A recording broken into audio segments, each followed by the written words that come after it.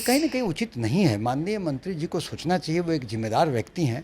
मंत्री जी की मानसिक हालत से पूरी बिहार परिचित है और के पाठक कैसे हैं, कैसे ऑपरेट करते हैं, ये भी किसी से बता हुआ नहीं है। और हमें लगता है कि के पाठक एक कड़क अफसर हैं, उनका परफॉर्मेंस अच्छा होता है और कुछ बातें अगर करनी हो तो मंत्री को विभाग के अंदर सल्टाना चाहिए, तो निश्चित ही सरकार पर प्रभाव पड़ेगा। आप मानते हैं कि यहाँ प्रभाव पड़ रहा है जैसे जैसे वो कर रहे हैं? नहीं, ऐसा होगा तो निश्चित ही प्रभाव पड़ेगा।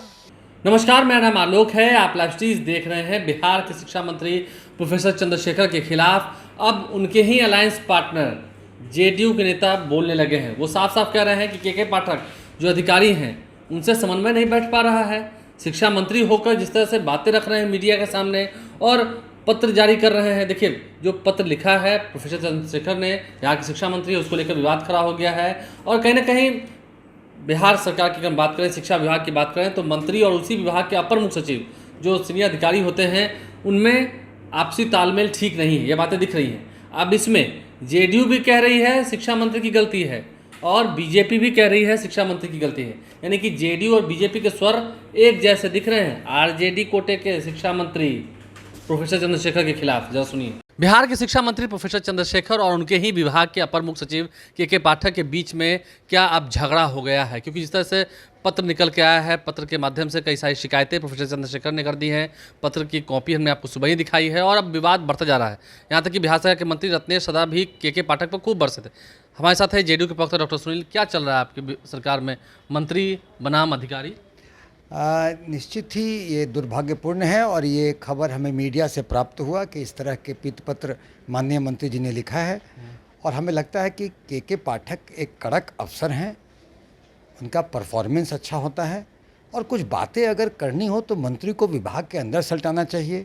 एक तो पत्र लिखाना, फिर उसका पत्र पूरे हर सोशल मीडिया पर आना, लीक होना, ये कहीं ना कहीं उचित नहीं है। माननीय मंत्री जी को सोचना चाहिए, वो एक जिम्मेदार व्यक्ति हैं, उन्हें अपना विभाग चलाना है और तारतम्य में बैठा के ही विभाग चलाया जा सकता है। आप मानते हैं कि यहाँ पर मंत्री की गलती है? देखिए, गलती की बात नहीं, माननीय मंत्री जी को विभाग चलाना है, तारतम्य के साथ चलाना है, सामंजस्य के साथ चलाना है। और माननीय मंत्री जी ऐसा करके कहीं ना कहीं शिक्षा विभाग के कार्य को प्रभावित करेंगे।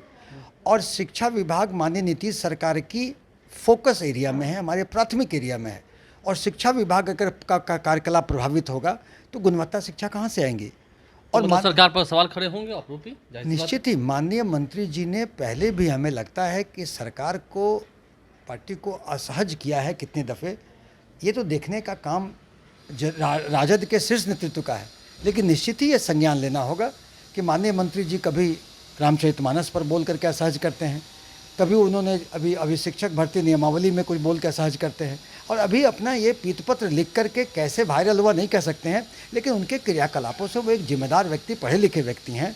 और राजद के शीर्ष नेतृत्व को ये संज्ञान लेना चाहिए कि ये बार बार अगर सरकार को असहज करेंगे तो ये गठबंधन की सरकार में असहजता आएगी, तो कहीं ना कहीं शिक्षा पर प्रभावित होगा। और शिक्षा हमारा फोकस एरिया है। गठबंधन में भी जो समन्वय में बैठा हुआ उस पर ही असर पड़ेगा? नहीं, गठबंधन पे असर नहीं पड़ेगा क्योंकि शीर्ष नेतृत्व तो दोनों एकदम एक हैं। लेकिन ऐसे व्यक्तियों से अगर गठबंधन में थोड़ा प्रभाव, अगर सरकार के शिक्षा विभाग के कार्यकलापों पर प्रभाव पड़ेगा तो निश्चित ही सरकार पर प्रभाव पड़ेगा। आप मानते हैं कि यहाँ प्रभाव पड़ रहा है जैसे जैसे वो कर रहे हैं? नहीं, ऐसा होगा तो निश्चित ही प्रभाव पड़ेगा। इस तरह के अगर शिक्षा विभाग के अपर मुख्य सचिव और मंत्री में इस तरह के टकराव होंगे जो कि सोशल मीडिया और वायरल हो के पब्लिक प्लेटफॉर्म पे आएंगी तो निश्चित ही प्रभावित होगा।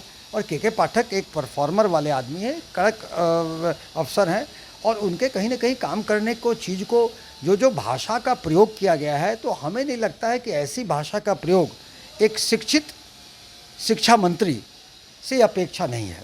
शिक्षित शिक्षा मंत्री, क्या शिक्षा मंत्री सच में शिक्षित हैं? क्योंकि उनसे ऐसी अपेक्षा जेडीयू के प्रवक्ताओं को भी नहीं है और असहजता जो है वो दिख रही है सरकार के भीतर। अब क्या जवाब देंगे? क्योंकि शिक्षा मंत्री प्रोफेसर चंद्रशेखर बिना जवाब दिए ही भाग रहे हैं, कुछ जवाब नहीं दे रहे हैं इस पर। और बीजेपी जो कि विपक्षी पार्टी है वो तो खैर हमलावर हैं ही।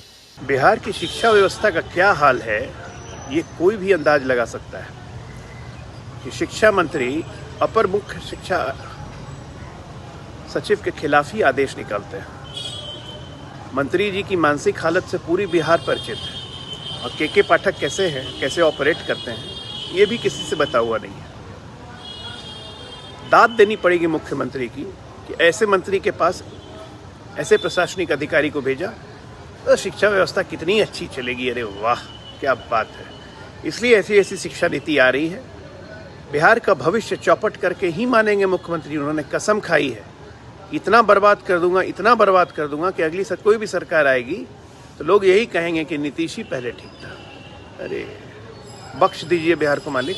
तो बयानों को आपने सुना है कैसे डॉक्टर सुनील सिंह जो कि जेडीयू के प्रवक्ता है उन्होंने क्या कुछ कहा है, वहीं अजय आलोक जो कि प्रखर वक्ता है बीजेपी के, उन्होंने भी क्या कुछ कहा है, कैसे सिस्टम की दुहाई दी है और शिक्षा व्यवस्था की क्या दुर्दशा हो रही है बिहार के भीतर, क्या हाल है शिक्षा का, आप खूब समझ रहे हैं। जेडीयू और बीजेपी शिक्षा मंत्री के खिलाफ मोर्चा खोल चुके हैं।